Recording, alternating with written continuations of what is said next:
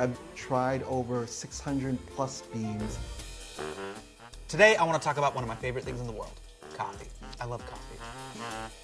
Thinking about where it comes from, the quality and the craft. I've tried a lot of hobbies. Now, I'm on the hunt for my next hobby, some common, some not so much. This week,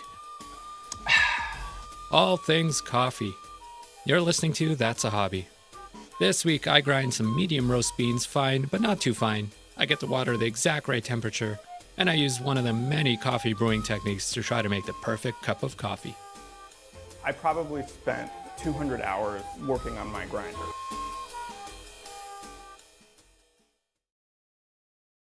It all starts with the smell. To me, the most important part of coffee is its smell. I think it's everyone's first introduction to it. Being in Ranyon, my family's a tea-drinking family, so I didn't grow up around the smell. When we immigrated to Canada, I smelled it for the first time. It was in the hallway of the first school I attended. To this day, I associate the smell of coffee with school. Knowing what I know about teaching and the energy it takes, it's a pretty accurate association. The smell and the school setting immediately connected the feeling of comfort and safety with coffee. Unfortunately, the taste of coffee took a lot longer to form a positive connection. It was only in my early 20s when I started drinking coffee semi-regularly, when I saw the majority of the university classes filled with to-go cups. It took a lot of cream and sugar, or what we call a double-double, for me to tolerate it. You might like the most popular type of coffee at Tim Hortons, and this is the double-double. This is a coffee with 2 milk and 2 cream, and you'll see the double-double is actually trademarked by Tim Hortons, and it's an actual word in the Canadian Oxford Dictionary. It was added in 2004. I would buy coffee, or more accurately, drinks that contain coffee and a lot of other things, when someone I was with ordered it. We put coffee in everything. Ice cream, cake, alcohol, cigars. It was really a social thing. This all changed when I went to Cuba. Vivo como un prisionero, esclavo de mi antojo, y como si fuera poco. As a Canadian, going to an all-inclusive for a week in Cuba should be a condition of citizenship. Since Cuba is the rare Canadian vacation destination where there are no Americans, we have a mixed sense of ownership, pride, and there's a lot of cost-effective opportunities to travel. Cuba is characterized by a few things. 1, its fantastic weather and crystal clear, calm beaches. 2, the Cuban hospitality. And 3, the food and its, quote, funny taste. The food is basically the main criticism you'll find on TripAdvisor about Cuba. Cuba is somewhat of a closed economy since it doesn't have access to a lot of products we're used to, including off-the-shelf foods, animal feed, and agriculture. What this means is that you won't find foods that are difficult to grow or that aren't popular with the locals, like ketchup or peanut butter. If that's important to you and you can't enjoy yourself for a week without it, you can pack your own. If you're interested in what food can taste like if it's not factory farmed and without homogenized agriculture, you're in for a treat. It is in Cuba I feel that I tasted coffee for the first time. Drinking coffee with every meal is part of Cuban culture. So when we traveled down there, we did as Cubans do and had more coffee than we usually did. Rum is also a big part of their social culture, but that's a different episode. Coffee is so important to the Cuban culture, it's part of their monthly rations along with beans and rice. Cuban coffee is known to be dark, rich, and sweet. Because milk is in short supply, it's not typically part of their coffee. But there's a lot of sugar from sugar canes, so sugar is a big part of their coffee. It's not a surprise that the most popular coffee drink in Cuba is a form of espresso with sugar in the pull, not put in afterwards. While it was still sweet like the double-double I was used to, without the milk, the taste of the beans had a chance to stand out. And they did. Couple the taste with the smell of the beans and the smoke from the campfires where the pots of coffee were brewed, I was sold and hooked on coffee. When I came home, I started experimenting with coffee. It still kind of tasted burnt to me, so I had to use milk or cream to take the edge off.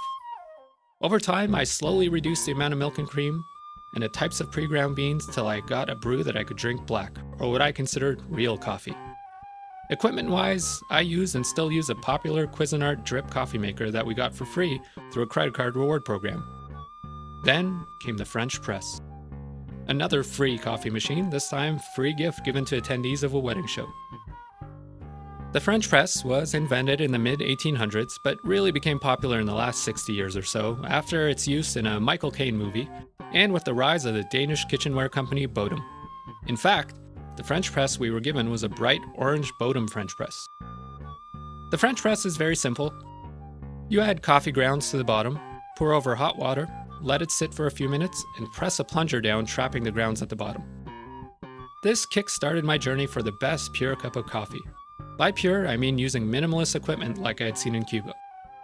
This is how to get incredible results with a French press. Once I started researching how to use a French press, I was led to grinding my own beans. The grind is probably the most important aspect to a good cup of coffee. You need to get some delicious coffee. Delicious means fresh, like freshly roasted, and you're going to grind it fresh if you want the best possible experience. This will work with pre-ground coffee, but it won't taste as good as it could. So grind fresh.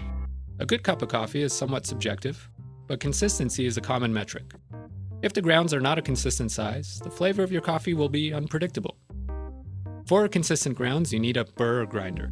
A burr grinder cuts beans rather than smashing them like a blade grinder. So I got a Caspresso burr grinder from Costco and got to grinding. Grinding your own beans has another advantage. Because it takes more effort to make, each cup of coffee is more satisfying. It has the same fulfillment as making other things by hand, like pasta or baking. For me, I got to enjoy the smell longer, and then there's the anticipation of freshly ground and brewed coffee. Soon, I was grinding my own beans daily and carrying around a French press at the office. Like with raising cars with autocross and meditation breakthroughs through isolation tanks, a gift from my wife took this hobby to a new level. She bought me a Bodum pour-over coffee pot, or Chemex. Icons of coffee, classics in the field, things that have endured. And I can think of nothing better to start us off with than the Chemex coffee maker. The Chemex was invented in 1941 in the States and has been called one of the best designed products of the modern time. It's included in a collection at the Museum of Modern Art, or MoMA, in New York City. The Chemex has an hourglass shape and is made of glass. It usually has a heat-proof wooden collar in the middle, bound by a leather strap. It is perfectly modern and organic looking. It can be spotted in pop culture, including Ian Fleming's 1957 James Bond book, From Russia with Love, to the 1968 movie Rosemary's Baby, to the show Friends, and obviously, Don Draper's Kitchen in Mad Men. It has a proprietary, thicker filter that sits on the top and is set to capture more of the oils to produce a cleaner coffee with more caffeine and that is less bitter. The grounds are coarse, like kosher salt. Hot water is slowly poured over the grounds, hence the name, and the coffee sits at the bottom half of the pot.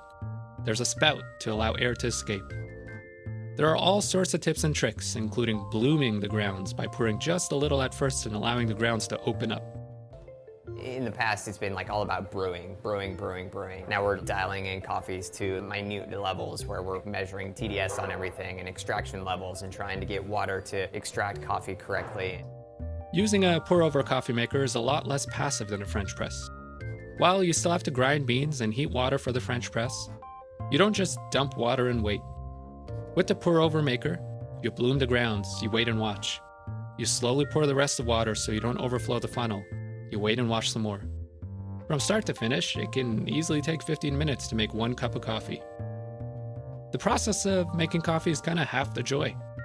You experiment with the grind size, the blooming time, and the water temperature. Throw in different bean types and you have yourself somewhat of a complex hobby. Manual pour, machine pour, percolator, espresso machine, siphon pot, AeroPress, French press. I haven't even gotten into the world of espressos and everything that entails.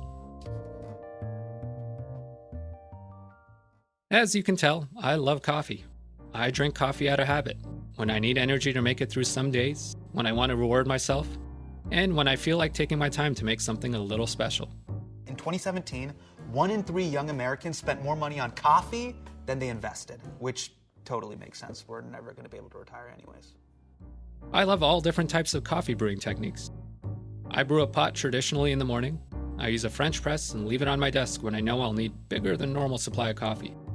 And I use a pour-over pot on weekends when I know the coffee will have my full attention. It's also an accessible hobby, with plenty of YouTube videos and communities of coffee lovers. And like some other hobbies, coffee snobs.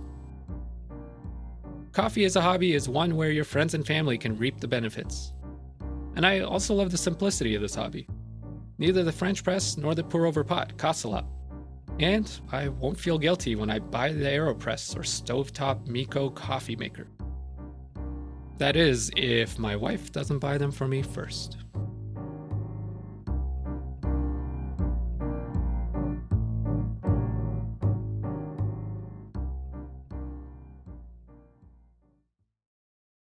Hey, listen, I want you to know that your time is valuable to me, and the fact that you spent it listening means a lot, so thank you. Please remember to subscribe wherever you listen, and maybe tell a friend or two. If you've tried this hobby or you have hobby ideas for me, let me know on Twitter or Instagram. See you next week.